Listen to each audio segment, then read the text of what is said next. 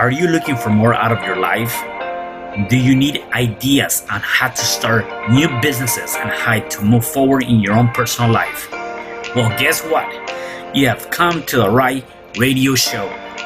At You Can Overcome Anything podcast show, you will learn and hear from many people from all walks of life who are sharing their challenges, their stories, the habits, and the mind shifts they had to overcome to become who they are today. On top, you will get a chance to connect and see how you can overcome anything by networking and learning about your next move through this radio show.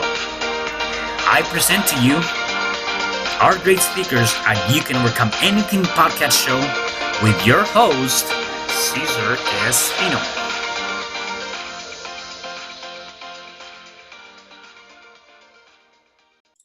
Hello there and welcome back. It is your host, Cesar Espino at You Can Overcome Anything podcast show. And today I have a special guest. Her name is Diane Forster. Hey, Diane, how are you today? Hey, Cesar, I'm doing great. How are you? I am doing great. Thank you so much. Before we dive in, let me give the listeners and viewers a little bit of your background, and then we can get started. So, right.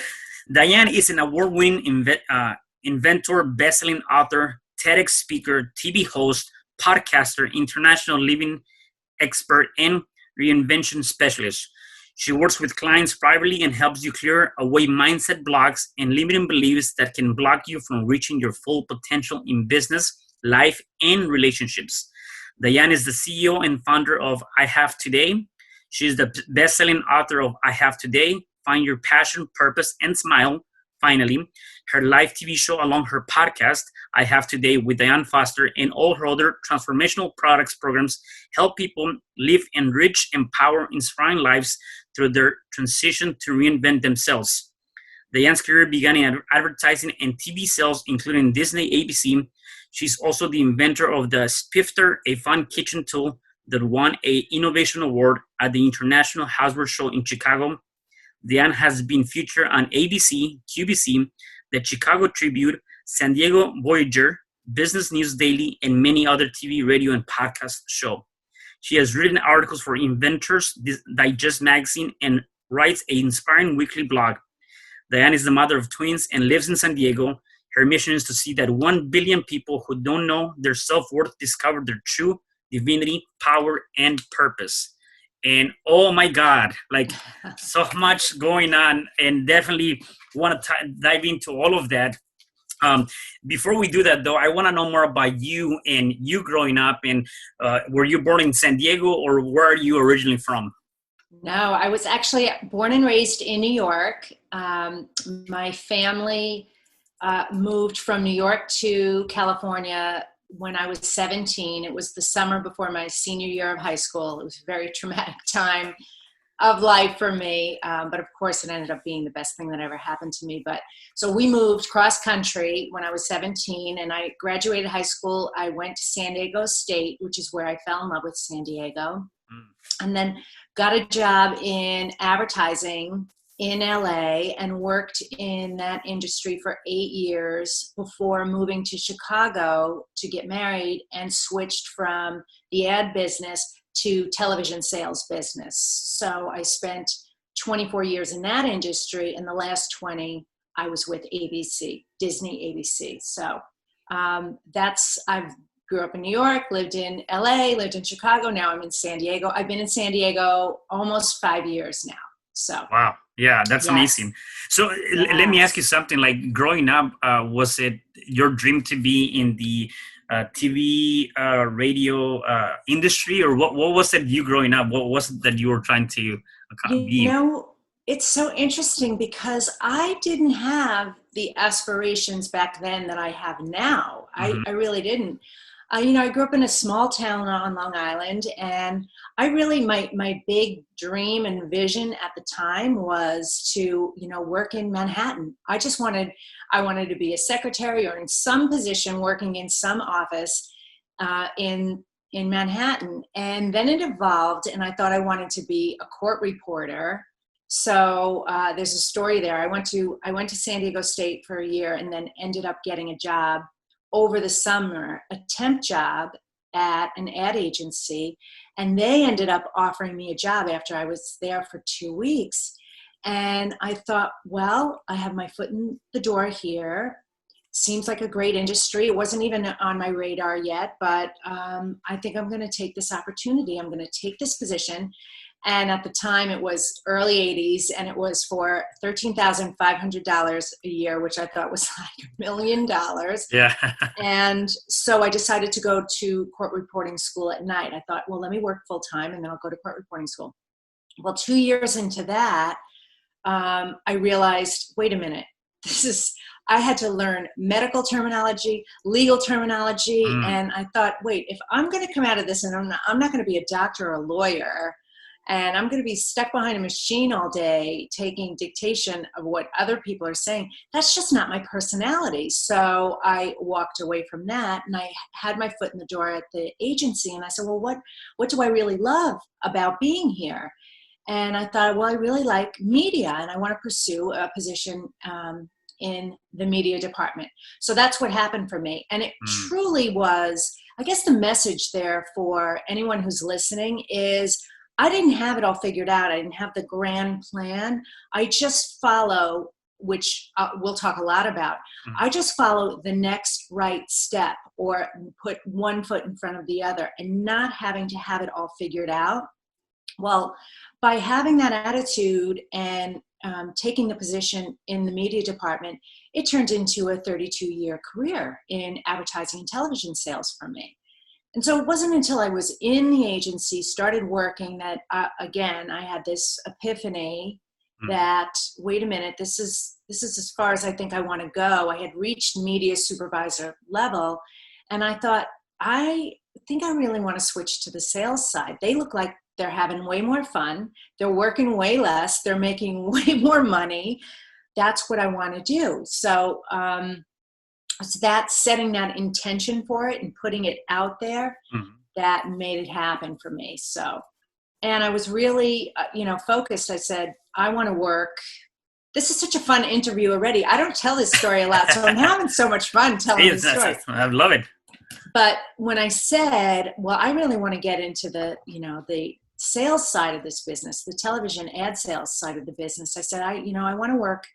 I either want to work at ABC, or I want to work at, Group W, which at the time, Westinghouse had 5 owned and operated TV stations, and they had an in-house rep firm. So those were the 2 places that I wanted to work. And I thought that'd be really fun for me to do. I ended up working at both those places. So just goes to show you the power of intention. It's really, really something. Yeah. No, and I love that. I think that, again, people that are listening or watching this, clearly one of the things that you have to be open to is you really got to put out the intention, and you got to be able to, even if you don't know how to do it, right? Just put out that intention and know that that's what you're trying to accomplish. And then things, I believe, little by little are going to start unveiling, and you're going to be able to accomplish that in some sort of shape or form. Were there any big lessons that, if you were to look back, what were some major lessons that you learned from that journey, coming and getting into those jobs? I would say, oh my gosh, I have so much to say in general, but I think the lesson is, truly, you do not have to have it all figured out. You don't. You just need to know the next right move for you, the next desire for you. And, I'm very much into law of attraction, and I'm a powerful manifester. Clearly, I put the intention out for those 2 things, for that to happen. And actually what happened, Cesar, is I didn't even have to interview for those jobs. Both of those companies called me. Wow. They had openings, rarely had openings, but all of a sudden they had an opening, and the manager at Group W called me, and she said, I want you to know I'm leaving this position. Somebody new is coming in, but we have an opening, and I already told the incoming manager about you. So it was a layup. I literally walked in and got handed the job. And then the same thing happened at ABC. I got called from them. So there's a powerful lesson and message in there that if you want something, don't be attached to how it's going to show up. all you need to know is the what and the why. What you want and why you want it. And the why could be just as simple as, because I think it'd be fun, or it would feel good, or I'd like that. It doesn't have to be something so serious. It could just be, it's truly, in fact, it's better when it's just a desire, truly a desire. So that's the lesson. Don't push up against things. Go with your gut, follow the path, because the road zigs and zags. It's not straight line from point A to point B. It's always going to, curve around, have detours. You got to be able to ebb and flow with that. And all you need to know is the next right move for you. Yeah. What would be your advice in terms of that? Because a lot of people see it as being just a nice straight line, and obviously that is not the case, right? And so a lot of people, when they get diverted, or they feel like we're doing so good and now they're getting to where not so good, and they don't see that, they give up, right? They end up not continue to move forward. And so what would be your advice, being the fact that you've gone and done so much for yourself, to say don't continue? Like, how would you approach that? Well, I want to answer that question, but I need to preface it because I think we need to share part of this story. And my story looks like, oh my gosh, she's done everything right. Not at all. Not at all. My creation of I Have Today came from a suicide attempt. So I definitely had a breaking moment in my life too, which I'm happy to talk about. But so don't listen to me or look at me and think, oh, she's just had it easy. Everything she says she wants, she gets. It's not at all the case.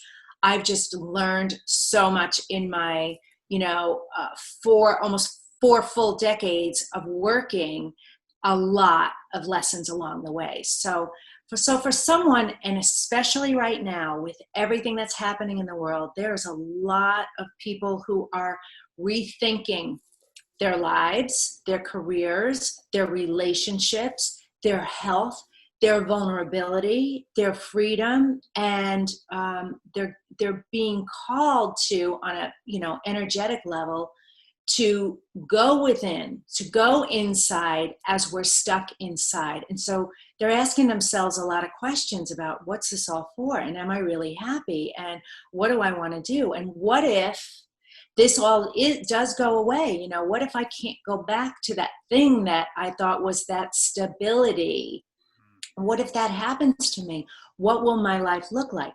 And I want to say to you, this is the perfect opportunity to look at this dismantling and this breaking down as your next breakthrough. Something powerful, something good, something amazing is going to come out of this for you, even if you don't know what that is yet. So my advice is, ask yourself a lot of questions. That's what I do in my work. Ask yourself questions. Ask yourself the right questions.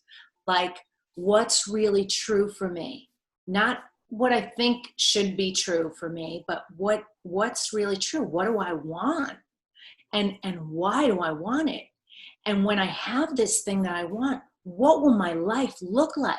What will it feel like? Who will be interacting in my life? What's my day-to-day life going to be like? What is that definition for me? What brings me joy? What brings me happiness? Because we're never, ever done. That feeling like, oh, I just want to get settled. I just want this thing to happen so that I can just feel settled and secure. It doesn't happen. We are spiritual beings having a human experience, and we came here to create. We're creators, and we evolve and expand and grow. And if we're not evolving, expanding, and growing, then we're dying. So we've got to be able to say, all right, well, okay, that's happening now. So what's next? We go into solution mode to these problems. And entrepreneurs, honestly, have an easier time with this than people who are not entrepreneurial, because, and I've been both, 32 years in corporate and now 5 full-time years as an entrepreneur. So I've seen both sides of it. The entrepreneurial mindset will say, all right, well, it's time to pivot. It's time to innovate. It's time to rethink. How can I serve? How can I take who I am, all the assets that I have, all my skills, all my gifts, and take that and turn that into something tangible that serves others and serves me and pays me really well, that I find joy and fulfillment in? Like, these are all really powerful questions.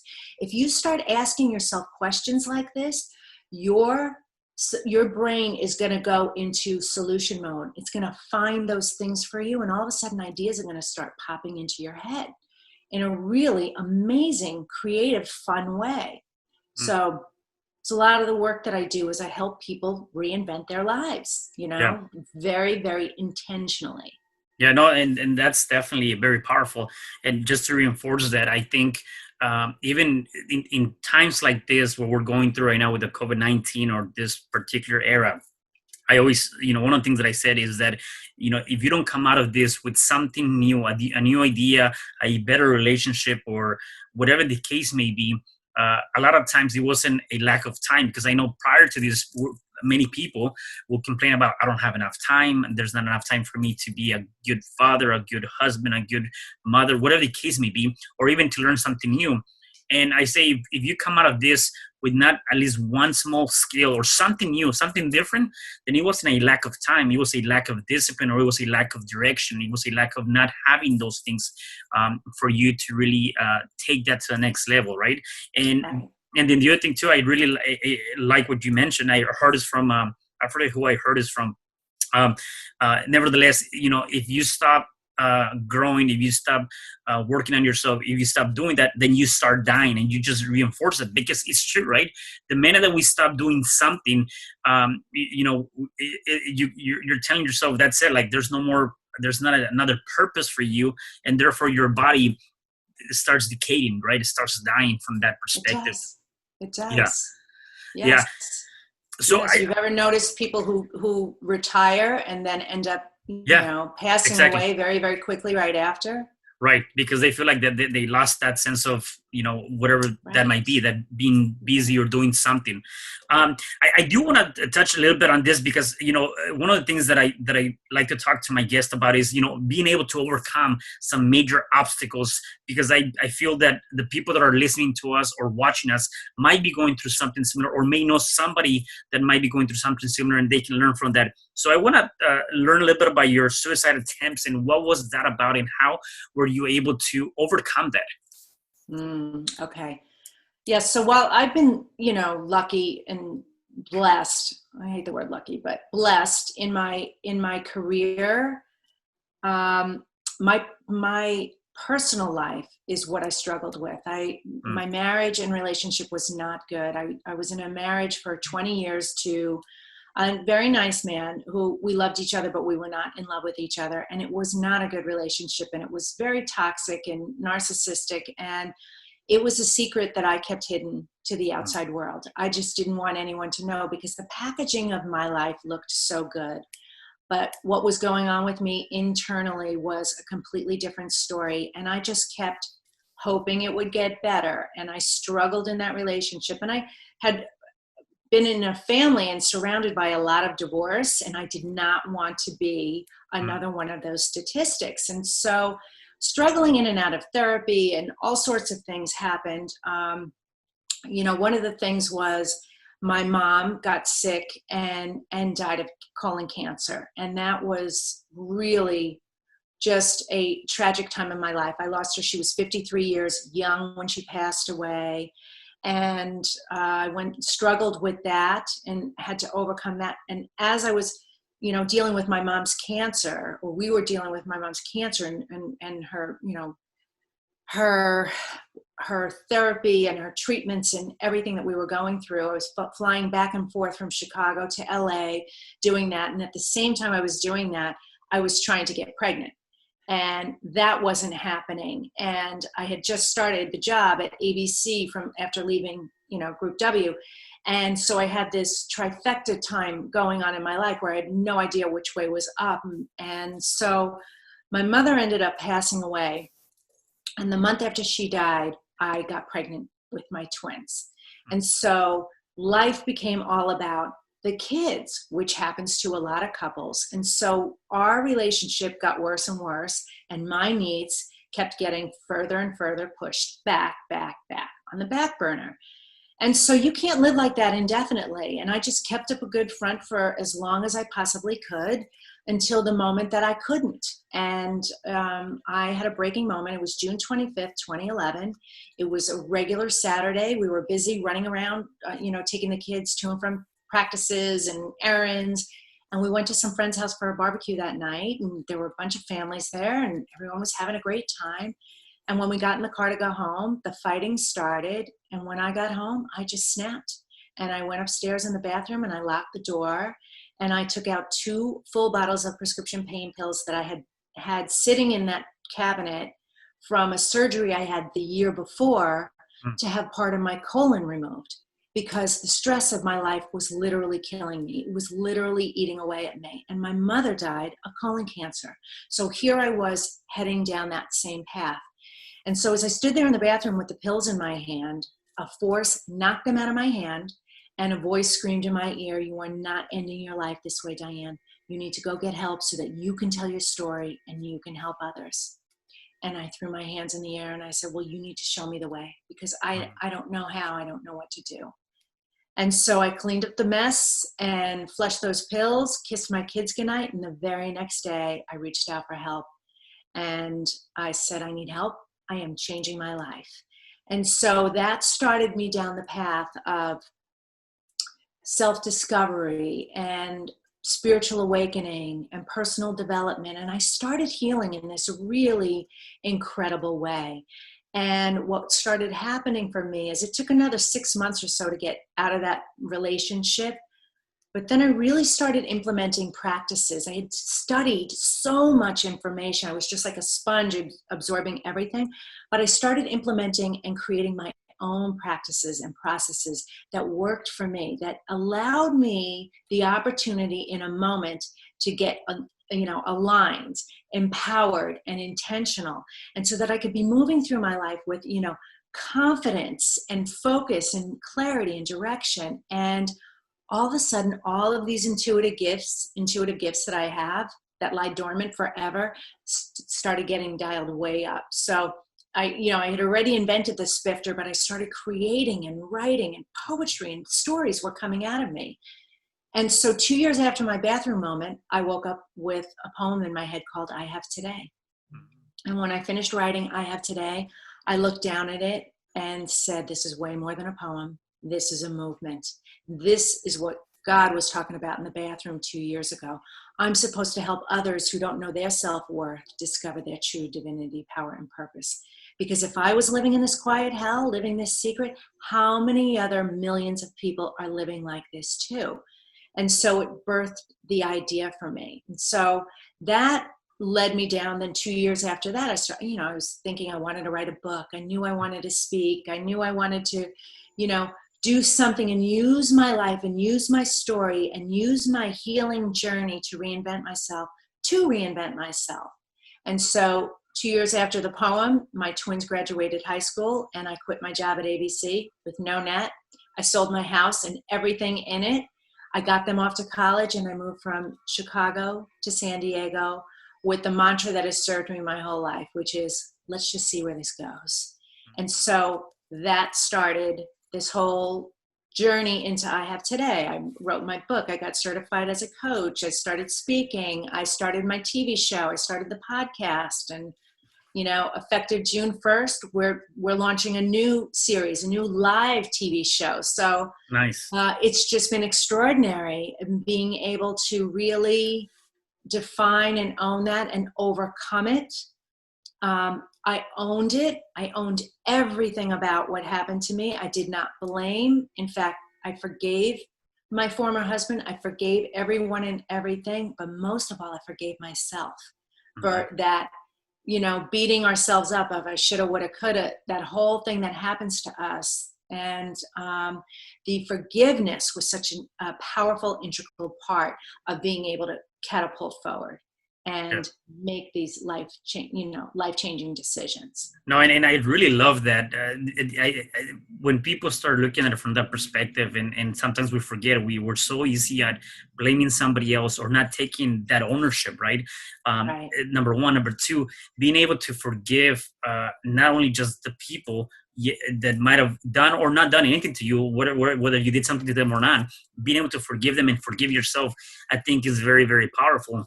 I remember at one point in my life, I was saying to myself, to be rich and wealthy inside out, you have to be at peace with yourself and everybody else. And I don't mean it on a monetary perspective. I'm talking about being rich and wealthy as a person, right? You have to be at peace with yourself and everybody else. And when you can embrace that, you can definitely get ahead further in your journey, right?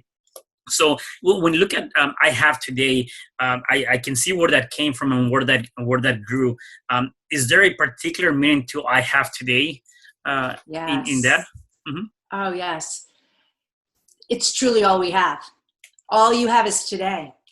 Yesterday is done. Your past is behind you. Your future is an unknown, right? We can work towards goals, dreams, and desires for the future, but it's always today.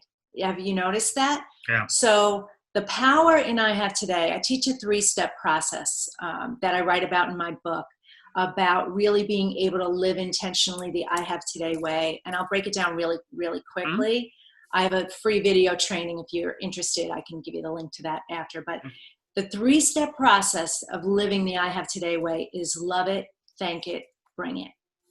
And love it stands for love your life, no matter what has happened to you, no matter what happened to me. And there was a lot to forgive there, Cesar. I don't, I talk about it in my book, but there was a lot to really let go of, and just things from your past. It doesn't matter what has happened to you. You need to love your life because you have a life to love, especially now with what's going on. 153,000 people did not wake up today, but you did. And so this is your life to love, and it's such a gift. And even the pain has been there to teach you things. You've learned resilience, you've learned strength, you've learned discernment, you've learned clarity about what you want versus what you don't want. There's so many gifts in the pain. And so that's what love it stands for. Thank it is to live in gratitude and appreciation for where you are right now. All the big things and all the little things. Be grateful for the bed that you get to sleep in, because you know how many people on the planet never know that feeling. The water that you get to turn on a faucet, and people die every day from drinking contaminated water. I mean, all the little things and all the big things as well. And it's really living in that place of gratitude and appreciation. Say thank you as many times as you can during the day. My assistant, I must say thank you to her 50 times a day. You know, when you're writing out your rent check or your mortgage, say thank you for keeping me, sheltered and protected. You go out for food or go to get groceries. Thank you for providing me with nutrition. Just look for the gratitude in everything, because that appreciation will appreciate. I call it, it opens up the portal to abundance for the universe to bring you more. And then bring it is the power piece of it. That's how you intentionally create your future. And bring it means, how are you showing up? How are you bringing it today?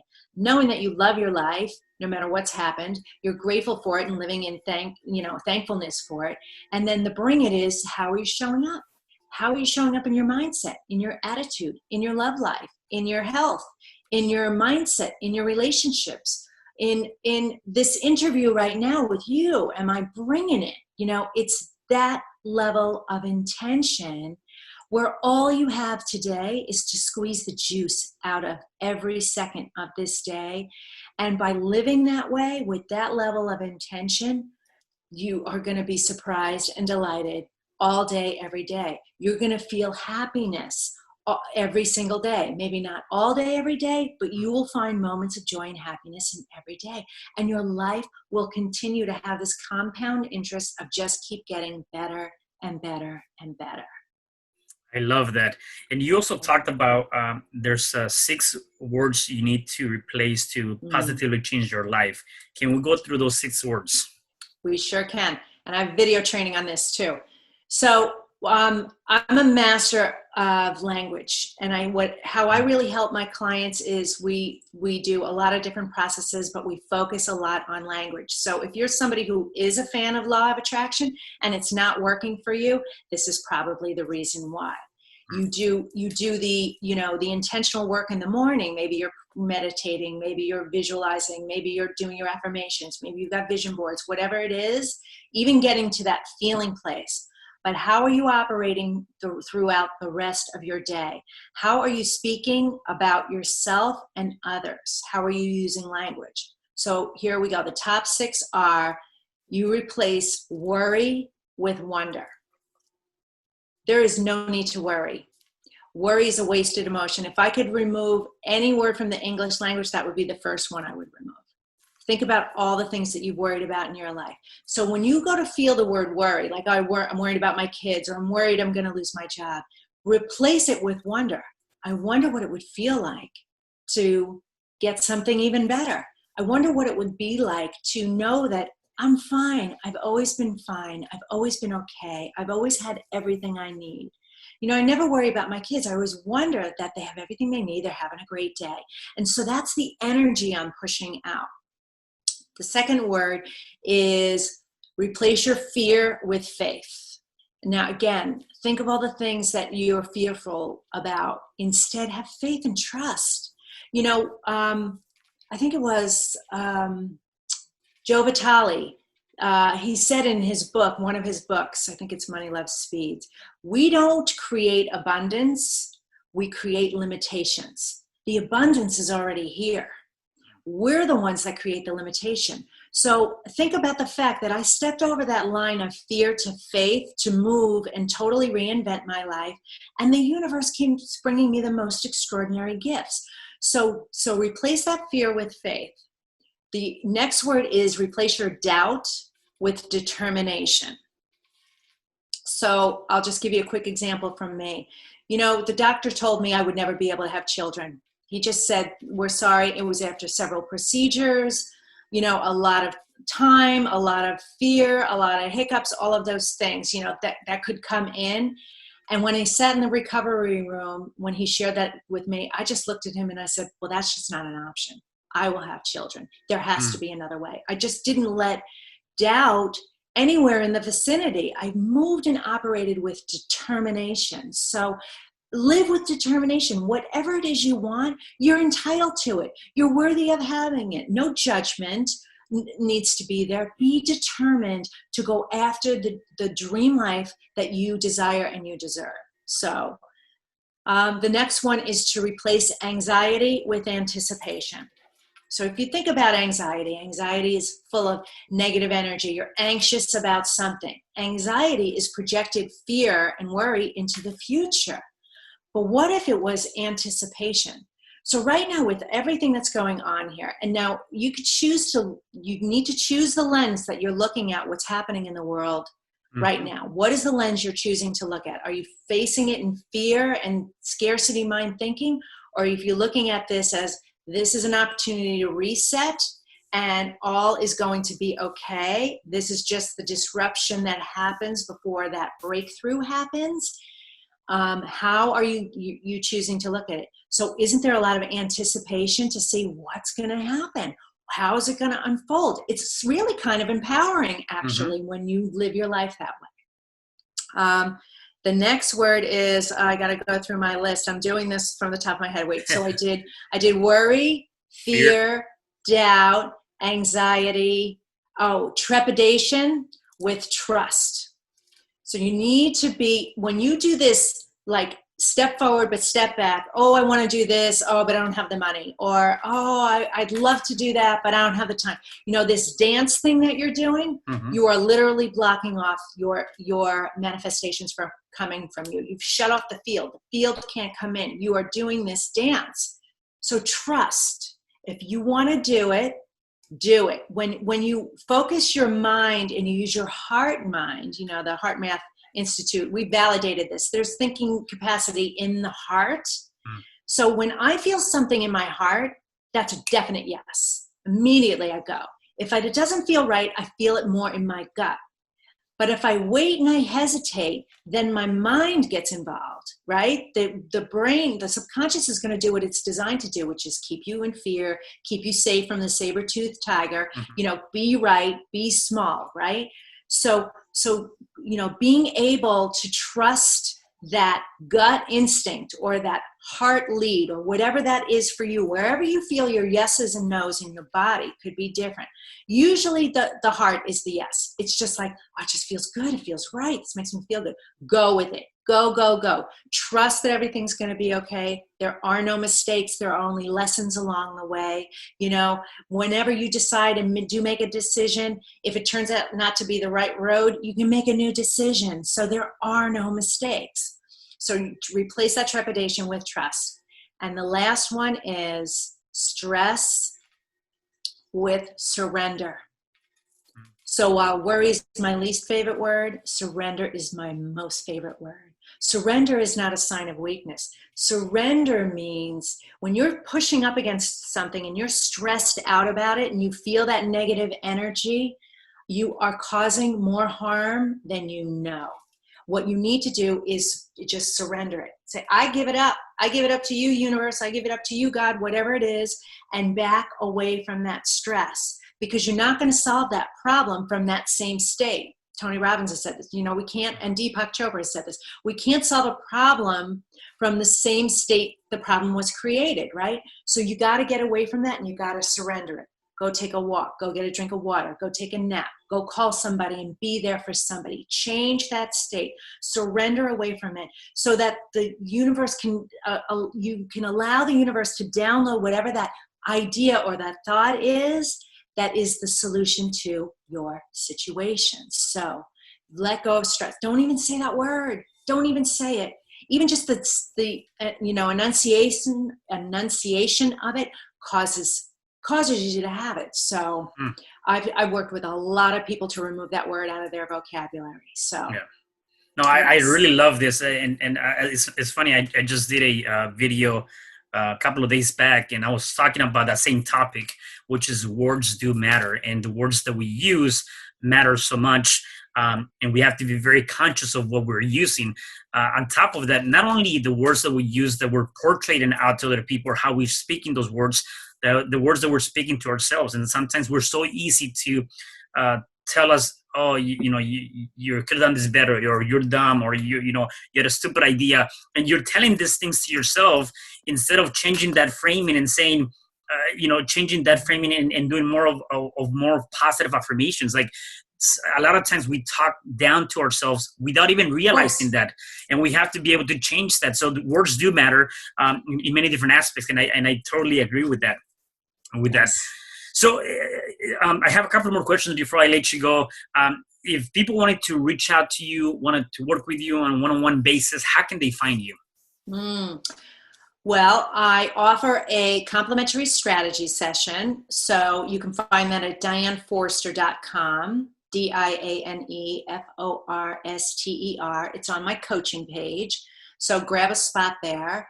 And what I'd really like to offer you is my video training, where I teach the 3-step blueprint on how to create a have-it-all life, which is what I was talking about at the beginning with love it, thank it, bring it. And I go deeper into that, how to really, process that, and how to really use bring it to manifest, your desired life. So that is at myhaveitalllife.com. myhaveitalllife.com. So you can find me there. Okay, awesome. And, yeah. Yeah, go ahead. No, I was going to say, and I teach, I speak about the 6 words you need to replace, and I have a video training on my YouTube channel. So I've got tons of resources out there. Awesome. And then you've already given us a lot of great tips and nuggets. And I wanted to see if there's one more that you can give us. If people are going through a challenging time right now, what would you tell them that they can do so they can start overcoming that challenge? Reach out for help. Reach out to me or any other coach, anybody else out there. There's complimentary sessions everywhere. Do not do this alone. There are others who have paved the way, who can help and support you. don't do it alone. Please reach out for help. And that's what we, healers, light workers, coaches, consultants, that's what we're here for. And there's nothing wrong with you. There's nothing wrong with reaching out for help. It was coaches and mentors that saved me. So please, you can't read the label from inside your bottle, right? So you can't really see yourself the way somebody else can see you, and others see you in the most beautiful, extraordinary way, and they can help pull all of that, your gifts and your grace and your brilliance out of you for you to help and support you. Please reach out for help. Awesome. I love it. And are there any particular habits, Tony Robbins talks about them as rituals, that you do on a day-to-day basis to keep you in this positive mindset? I do. I'll share my morning routine. So I wake up every day and I keep a 20-ounce bottle of water on my bed nightstand table, and I drink that whole thing as soon as I wake up. Get hydrated right away. And I stand up and I starfish my arms and legs out, and I look up at the sky and I say, I have today to love my life. Something really good is going to happen to me today. I can feel it. Miracles big and small. I notice them all. Yes, yes, yes. Thank you. And so I set that intention. I put it out there right away to see miracles and experience miracles all day. And then I do my nurture, my spirit, mind, and body. So I'll go meditate, and then I'll write in my journal, and then I'll go exercise. I'll go move my body. So the first 2 hours of my day, I set my alarm at 5 o'clock, sometimes at 4:30. That first 2 hour window is all for me, so that I now have so much to give the rest of the world. And it sets me up for success every single day. So you can really, really benefit by I call it being selfish in a really good way. Be selfish. Be good to yourself. You came into this world as one, and you're going to leave it as one. Take care of you first. Yeah, so. I love that. I always say, make sure that you take care of this vehicle called your body that is taking you through this journey called life. And when you do that, you can definitely create something awesome. Yes. So true. Yeah. Is there anything else that you want to share before I let you go? Well, I would love for you to follow me on social media, Diane Forster Official. And then my podcast and TV show are I Have Today with Diane Forster. As I said, I'm premiering my live show on June 1st on E360 TV, but it's going to be available on several platforms, on Facebook and YouTube. And I'm going to be doing live mentoring on the show. So be sure to catch it. Subscribe to my channel so you can keep up to it and keep up with it. And I look forward to getting to know you and serving you. So thank you so much. Thanks Diane, for having me, Cesar. Yeah, no, definitely, Diane. Thank you so much. I had a really good time with you today. So once again, thank you for being here on the show. Thank you so much. All right. And for the rest of you guys, please make sure you subscribe, like, comment in this podcast. Please make sure you share this. Somebody needs to hear this message.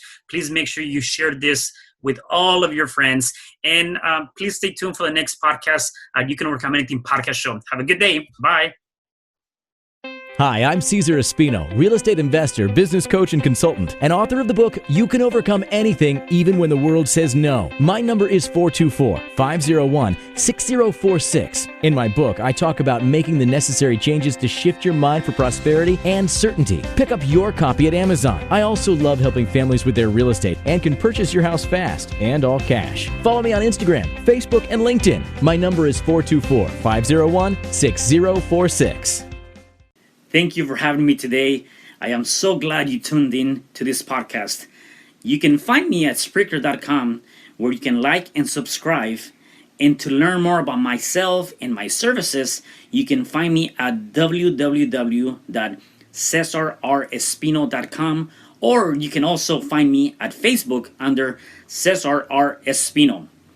Once again, thanks for joining me. I am looking forward to having you at the next episode, and know that you truly can overcome anything.